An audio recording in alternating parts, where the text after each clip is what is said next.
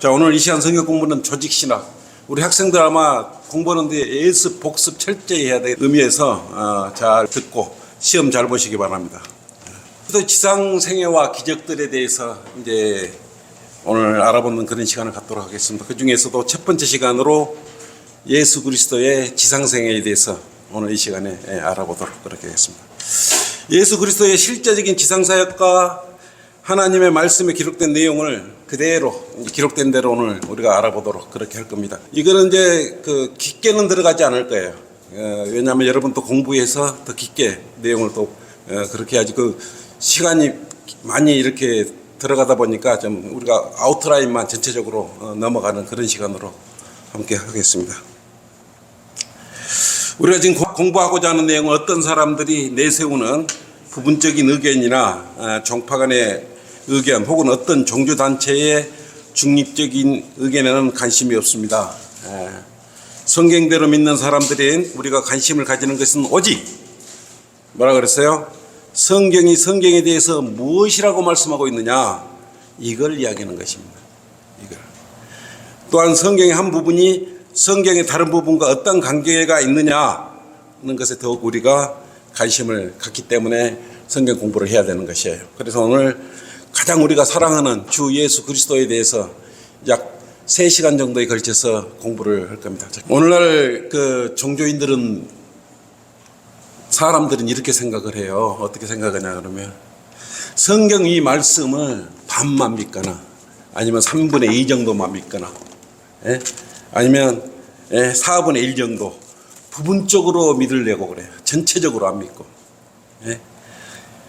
그래서 부분적으로 믿으라 그러면 이상하게 잘 믿어요. 전체적으로 믿으라 그러면 잘 안 믿고 성경을.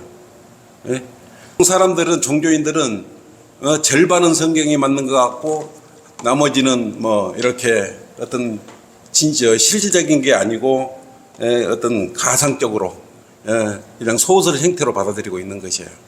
그게 오늘 종교인들이에요. 오늘날 이 종교인들의 복음에 대해서도 이 사람들은 천국 복음과 바울이 전파한 복음을 또 동일시하고 있어요. 왜 그럴까요? 그것은 성경을 잘 모르니까 완전히 상식 밖의 일을 태연히 인간적인 방법으로 지금 받아들이고 있기 때문에 그러는 것이에요. 어떤 사람들은 사도행전 2장 38에 의해서 구원받을 수 있다고 생각해요. 2장 38절. 베드로가 그들에게 답변하기를 회개하라. 그리고 죄들을 사함 받은 것으로 인하여 너희 각자는 예수 그리스도 이름으로 침례를 받으리라. 그리하면 너희가 성령의 선물을 받으리라. 이것을 오늘날 교회 시대에 은혜의 복음과 동일시해버린다 그 말이에요. 베드로는 유대민족의 사도였죠. 바울은 이방인들의 사도였지 않습니까? 근데 여기서 봐보세요. 회개하라 그랬어요. 회개를 하라. 그리고 죄들 사함 받은 것으로 인하여 너희 각자는 예수 그리스도 이름으로 침례를 받으라. 회개하고 침례를 받으면 뭐라 그랬어요? 그때서야 성령의 선물을 받는다 그랬어요. 믿음, 은혜 복음은 이게 아니지 않습니까? 이걸 은혜 복음과 동일시해버리니까 문제가 있는 것이에요. 행위구원을 말하고 있는 행위구원. 이 행위구원을 교회 시대의 은혜 복음과 똑같이 생각하니까 다 문제가 있는 것이에요. 그래서 사도행전 2장에 나오는 사람은 모두 아까 유대인이거나 유대교로 개종한 그러한 사람들이에요. 그렇죠? 결코 이방인들이 아니에요. 근데 이걸 이방인들한테 은혜 복음 같이 전하고 있는 것이에요. 회개하라, 침례를 받아라, 그리하면 성령의 선물을 받는다. 이렇게 말도 안 되는 그런 교리를 펼치고 있단 말이에요. 사도행전 2장 37절 한번 봐요. 그 뒤에 앞장에 그들이 이 말을 듣고, 그들은 누구예요? 여기 유대인들이에요. 이 말을 듣고 마음에 찔림을 받아 베드로와 다른 사람 사도들에게 말하기를 형제 여러분, 여기서 형제 여러분이라고 그랬잖아요. 그러니까 이게 이방인이 아니에요. 절대 이방인들한테 말하고 있는 게 아니고 이거는 유대인들한테 지금 베드로가 말하고 있는 것이에요. 그러니까 유대인들은 그때 당시에 이건 지금 은혜 복음 시대가 아니에요. 교회 시대가 아니에요. 이거는 천국 복음을 전파할 때 그 상황이란 말이에요. 그래서 회개하라, 그리고 침례를 받으라, 그리하면 뭐라 그랬어요? 너희가 성령의 선물을 받는다 그랬어요. 우리가 예수 그리스도 믿으면 즉시 성령이 바로 들어오시잖아요. 이 차이를 구별을 못 하고 이단 교리로 다 적용을 해버리니까 문제가 생기는 것이에요. 이단 교리로 적용되는 점들을 감안할 때 오늘날 우리 시대의 혼란은 그 어느 때보다 극심합니다. 이걸 구별을 못해요. 여러분 이제 확실히 은혜복음과 사도행전 2장 38절에 대해서 구분을 해야 됩니다. 왜냐하면 그 사도행전 2장 38절을 가지고 굉장히 여러분들하고 많이 이렇게 이제 교리적 논쟁을 하게 돼 있어요. 그렇기 때문에 사도행전 2장 38절은 이게 은혜복음의 이게 교리가 아니다. 이걸 알으셔야 되는 거예요. 유대인 형제들에게 베드로가 지금 말했다 그랬지 않습니까? 지금 우리 라오디케아인 교회 시대에 우리가 이걸 적용받으면 큰일 나는 거예요. 우리가 언제 또 해결을 하고 또 침례를 받고 나서 그러면 성령의 선물을 받는다 그러면 완전히 교리가 엉클어져 버리는 것이에요. 근데 이 교인들은 이걸 몰라요. 그러니까 뭐라고 있어요? 행위구원을 하고 있어요. 행위구원을 받으려고 오늘 오후 주제설교가 이제 칼빈주의에 대해서 오늘 이제 공부를 해 나가겠지만 우리는 성경 문자 그대로 받으면 읽으면 되는데 애들은 이것을 문자적으로 받아들이지 않고 풍유적으로 해석해 불거나 이런 행태를 거치기 때문에 또 그대로 받아들이지 않기 때문에 성경에 범해버리는 것이에요. 그럼 결국은 제일 중요한 구원의 교리가 이렇게 망가뜨려져 버리는 것이에요. 얼마나 많은 사람들이 지옥으로 가고 있어요. 이에 있어서 혼란은 그 종교인들이 성경을 인용하는 순간에도 역시 마찬가지예요. 아무거나 인용을 해버려. 이는 성경을 인용하는 사람들의 부주의는 물론 그 인용된 구절을 듣는 사람 역시도 그 구절을 성경이 어떻게 해석하고 있는지를 성경을 찾아가면서 확인하지 않기 때문에 성경은 말씀을 이렇게 증거를 해주고 있지 않습니까? 구절마다. 근데 그걸 그렇게 하지를 않기 때문에 이 교리가 엉망으로 만들어지고 있는 것이에요. 그래서 오늘 이 시간에는 참조구절을 찾아보면서 우리의 영적 지경을 좀 넓혀가도록 그렇게 하겠습니다. 우리는 이 시간에 주 예수 그리스도의 삶과 인격을 다루는 기독론을 지금 공부를 할 거예요. 기독론. 우리가 기독론을 공부할 때는 우리는 성경의 핵심 부분을 지금 공부하는 것이 이 기독론, 예수 그리스도의 생애가 가장 중요한 부분이에요. 가장 쉬운 부분이고 간과해버리기 쉽지만 여러분들이 이걸 잘 알고 잘 기록해서 여러분 만들어야 되는 것이에요. 이런 기회가 아니면 예수 그리스도에 대한 걸 또 공부를 또 하고 또 하지만 그런 많은 기회들이 없는 것이에요. 그것을 기독론이 온 땅과 온 하늘의 모든 권세를 소유하신 만주의 주시며 만왕의 왕이신 메시아의 사역과 인격을 다루고 있기 때문이에요. 그래서 굉장히 중요한 과제입니다. 예수 그리스도의 인격을 다루고 왕으로 신 메시아의 사역을 다루기 때문에 이거는 여러분들이 유념해서 잘 들으셔야 되는 것이에요. 특히 성경이 그분의 권세에 대해서 다음과 같이 말을 하고 있어요. 빌립보서 2장 10절 11절 한번 보세요.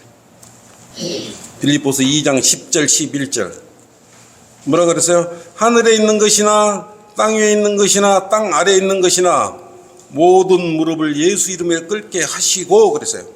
모든 혀가 예수 그리스도를 주라 시인하여 하나님 아버지께 영광을 돌리게 하셨느니라 그랬어요.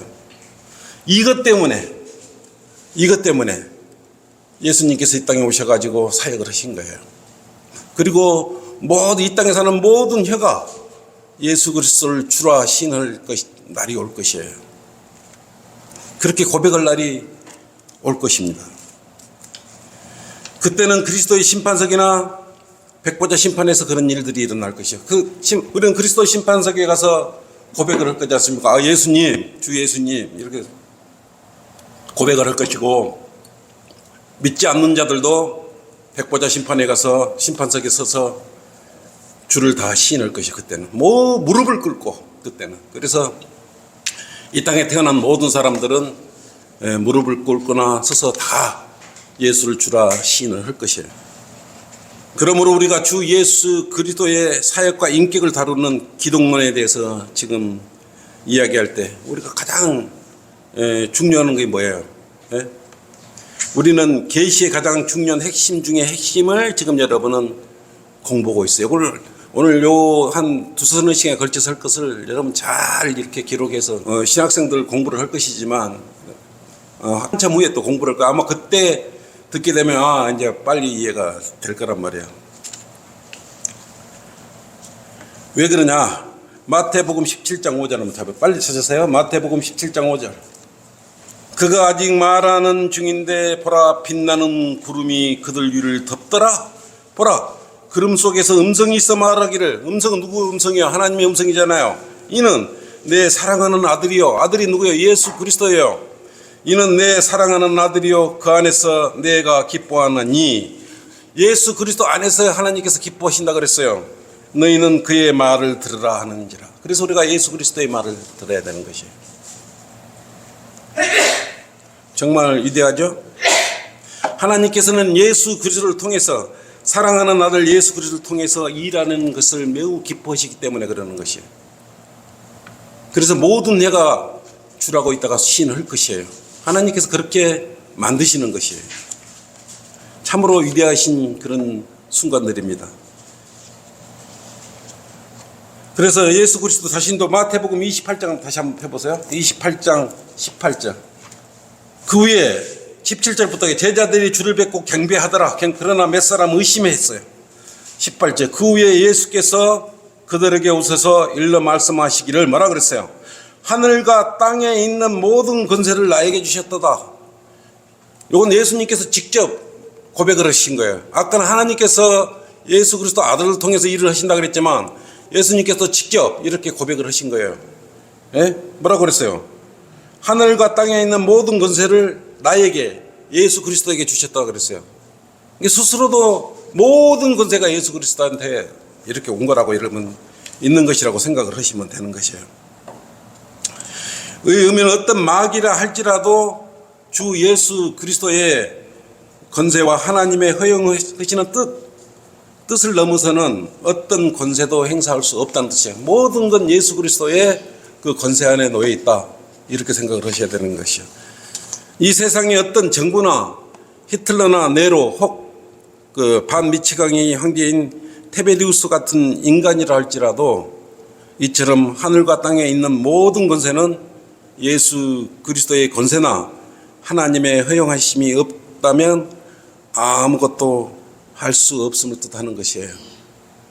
하늘과 땅에 있는 모든 권세를 나에게 주셨다. 예수 그리스도 직접 고백을 하셨어요. 하늘과 땅에 있는 모든 권세를 주셨다고 말을 하셨어요. 모든 권세예요. 바울은 이것을 로마서 13장 1절에 아주 간결하게 제시해 놓았죠. 모든 권세는 하나님께서 정하신 것이다. 모든 것은 결국은 뭐예요? 하나님께 정하신 것이에요. 아멘. 여러분 이거 이해 다 하셨어요?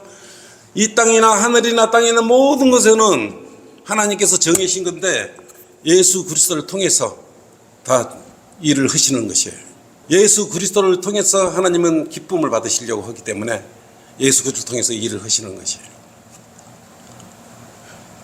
자, 그러면 이제 본격적으로 그리스도의 생애에 대해서 지금 한번 알아보도록 그렇게 하겠습니다. 그리스도의 생애는 뭐예요? 우리 주 예수 그리스도 생애는 네 부분으로 이루어져 있습니다. 네 부분으로. 첫 번째로 예수 그리스도는 먼저 성육신 이 땅에 오시기 전에 삼위일체 안에서 하나님으로 계셨어요. 삼위일체 예수 그리스도 육신을 입고 오기 전에 하늘에 계실 때 하나님으로 계셨는데 골로새서 1장 17절 한번 펴봐요. 일찍 오셨죠? 골로새서 1장 17절. 이때는 예수 그리스도가 우리 육신으로 이 땅에 오시기 전이에요. 1장 17절. 이것은 예수 그리스도를 놓고 말씀하시는 것이요. 그는 예수 그리스도는 만물 이전에 계시고 또 만물은 그로 말미암아 존속하느니라 그랬어요. 예수 그리스도잖아요. 그래서 그는 만물 이전에 계셨다고 말이에요. 육신으로 이 땅에 오시기 전에 이미 하늘 창조 사역에 관여하셨다 이거예요. 또한 그리스도께서 만물을 그래서 창조하신 것이죠.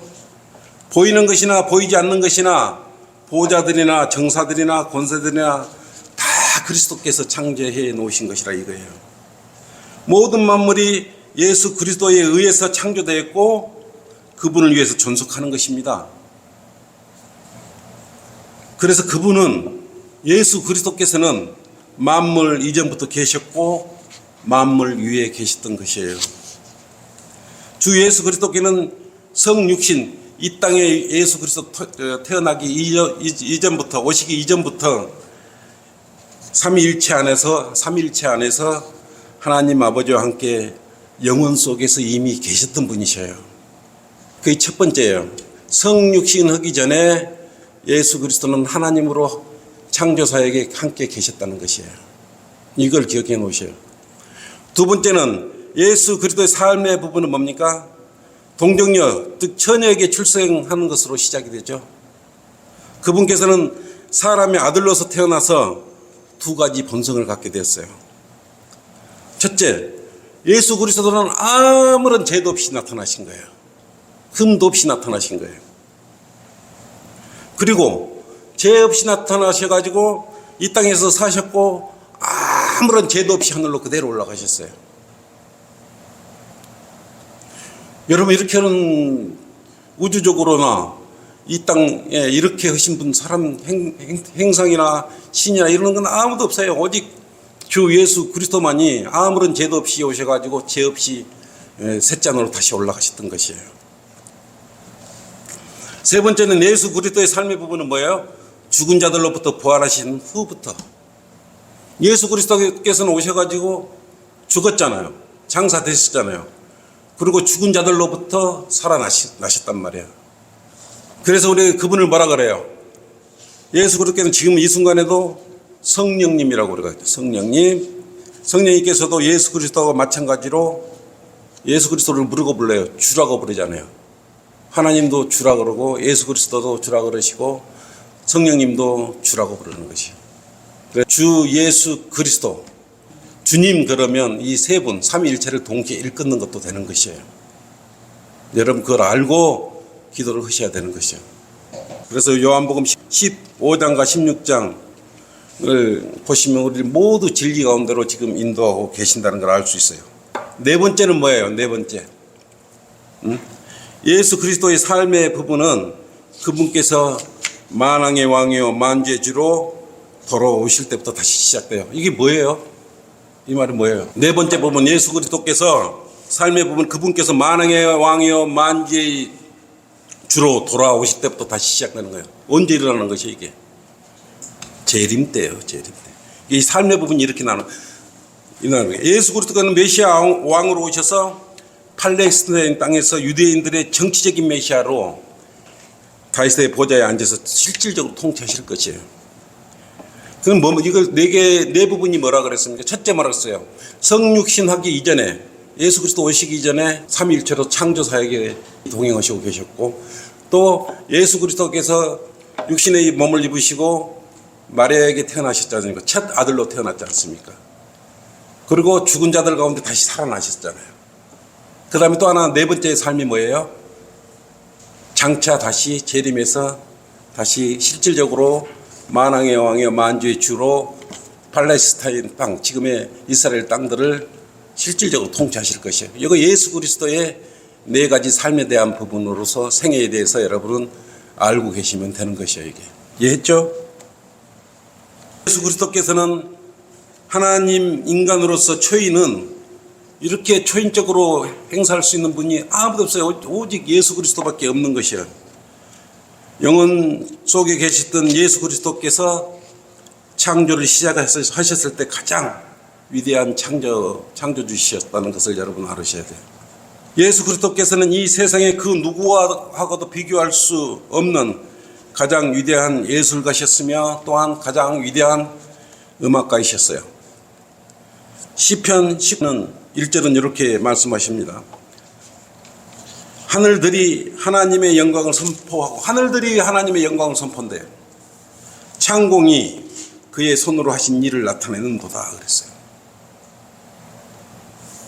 예수 그리스도께서 성육신하기 이전에 그분께서는 구약 성경을 기록한 사람들을 통해서 약 1500년 동안의 기간 동안에 세계의 각기 다른 대륙에서 기록하신 위대한 작가이시기도 했어요. 또한 예수 그리스도께서 이 땅에 오셔서 이 땅 위를 걸으셨을 때 예수 그리스도께서는 어떠한 의료기구가 필요치 않으신 가장 위대하신 의사였어요. 수많은 병자들과 마귀에 들린 자들을 치료하셨지 않습니까? 또 요나보다 더 위대한 설교자셨어요. 왜 그러냐면 누가복음 11장 32절로 그랬지 않습니까? 니느웨 사람들이 심판 때에 이 세대와 함께 일어나서 이 세대를 정죄하리니 이는 그들이 요나의 전파로 회개하였기 때문이라.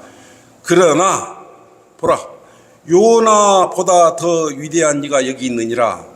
여기서 위대한 이는 누구예요? 주 예수 그리스도예요. 예수 그리스도는 각 고을을 돌면서 복음을 전파하고 다니셨지 않습니까? 설교로고 다니셨어요. 그분 예수 그리스도께서는 또 인류 역사상 그 누구보다도 가장 위대한 사랑을 하신 분이셨어요. 왜냐하면 그분께서는 죄인들을 위해서 자신의 생명을 주시기를 아까워하지 않았기 때문에요.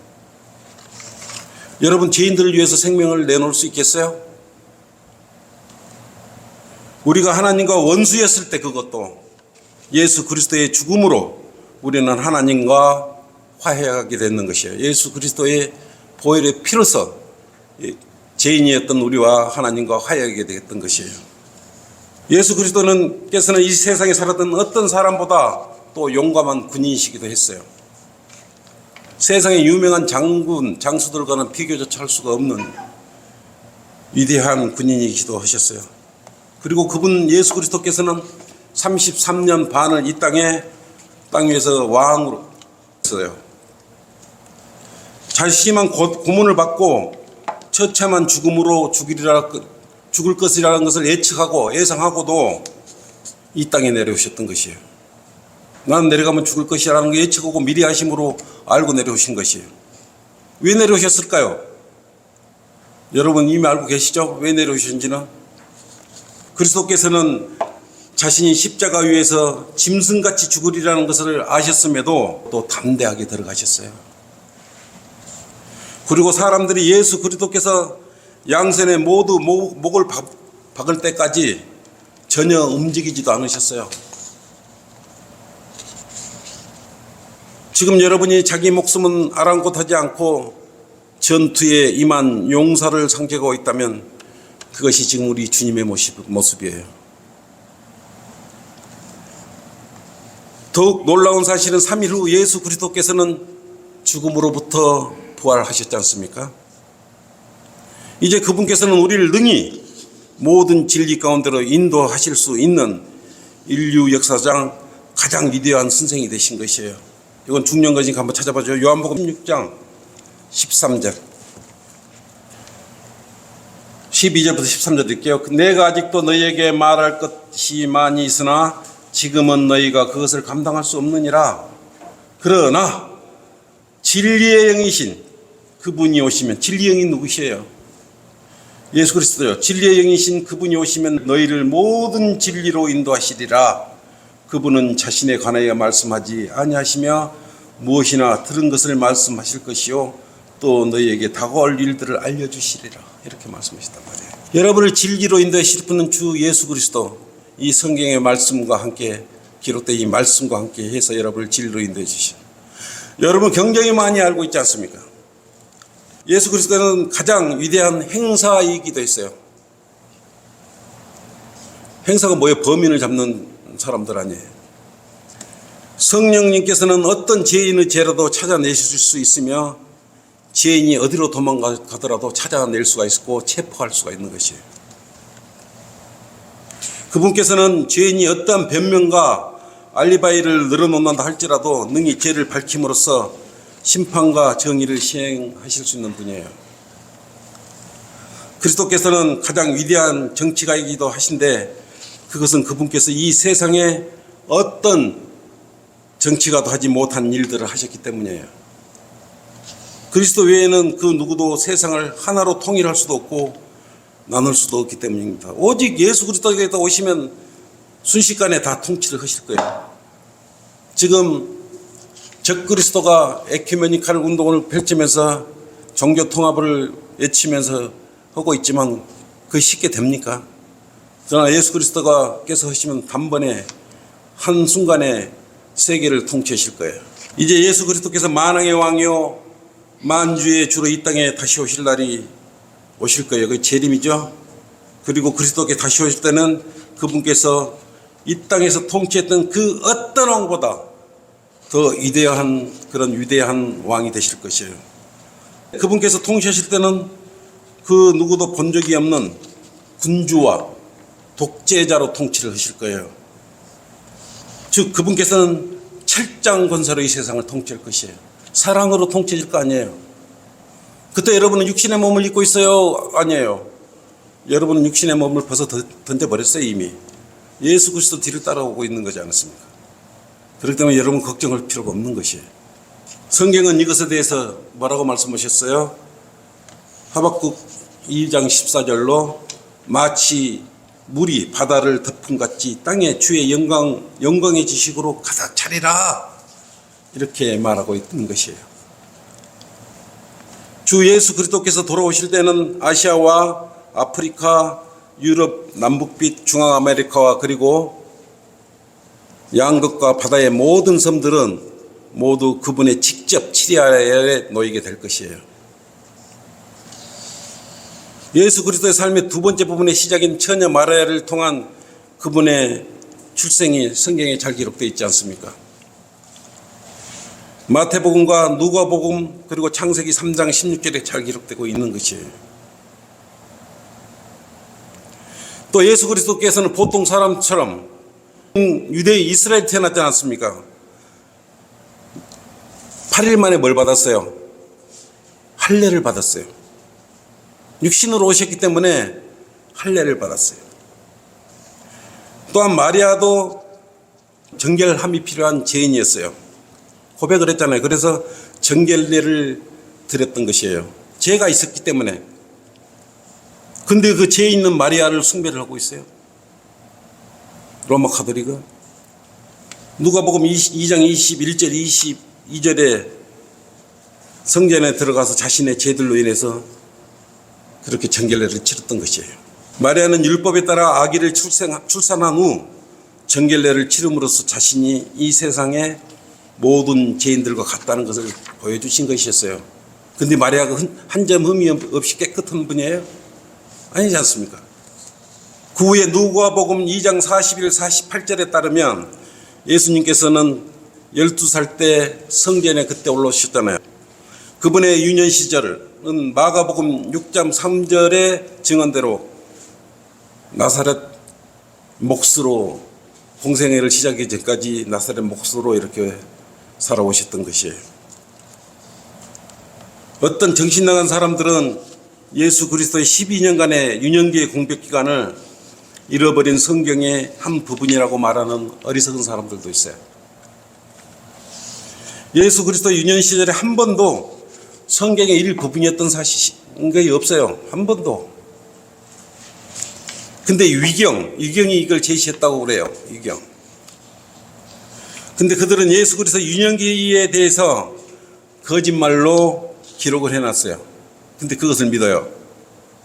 우리는 하나님께서 예수 그리스도 유년기에 대해서 침묵하시는 것도 성경의 다른 부분과 마찬가지로 영감을 받은 것이라는 사실을 기억해야 되는 것이에요. 성경이 예수 그리스도 12년의 유년기 시절을 침묵하고 있으면 우리도 침묵하면 되는 것이에요. 왜? 우리는 성경을 믿으면 되는 것이 거기다가 별도로 파고들고 하면은 문제가 생기지 않습니까?